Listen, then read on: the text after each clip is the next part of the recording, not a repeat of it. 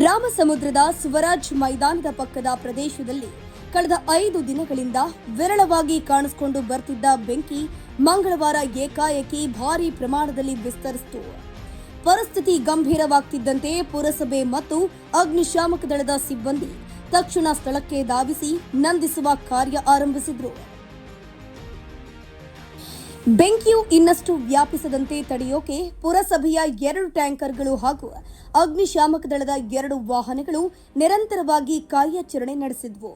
ಪುರಸಭೆ ಪರಿಸರ ಅಭಿಯಂತರ ಲೈಲಾ ಥಾಮಸ್ ಅವರ ಮಾರ್ಗದರ್ಶನದಲ್ಲಿ ಅಧಿಕಾರಿಗಳ ತಂಡ ಹಾಗೂ ಅಗ್ನಿಶಾಮಕ ದಳದ ಸಹಾಯಕ ಠಾಣಾಧಿಕಾರಿ ಚಂದ್ರಶೇಖರ್ ನೇತೃತ್ವದಲ್ಲಿ ಸಿಬ್ಬಂದಿಗಳಾದ ರೂಪೇಶ್, ಗಣೇಶ್, ದಿನೇಶ್, ಮಜಾಂಬೀರ್ ಮತ್ತು ಭೀಮಪ್ಪ ಅವರು ಶ್ರಮಿಸಿದ್ರು.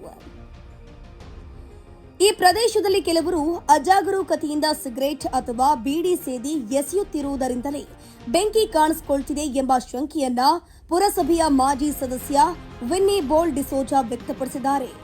ಮಂಗಳವಾರ ಮಧ್ಯಾಹ್ನ 12 ಗಂಟೆಯಿಂದ ಸಂಜೆಯವರೆಗೆ ನಿರಂತರವಾಗಿ ಕಾರ್ಯಾಚರಣೆ ನಡೆಸಿ ಬೆಂಕಿಯನ್ನ ಸಂಪೂರ್ಣ ನಿಯಂತ್ರಣಕ್ಕೆ ತರಲಾಗಿದೆ. ಸ್ವಲ್ಪ ನಿರ್ಲಕ್ಷ್ಯವಾಗಿದ್ದರೆ ಬೆಂಕಿ ಜನವಸತಿ ಪ್ರದೇಶಗಳಿಗೆ ವ್ಯಾಪಿಸಿ ದೊಡ್ಡ ಅನಾಹುತಕ್ಕೆ ಕಾರಣವಾಗಬಹುದಿತ್ತು ಅಂತ ತಿಳಿಸಿದ್ದಾರೆ.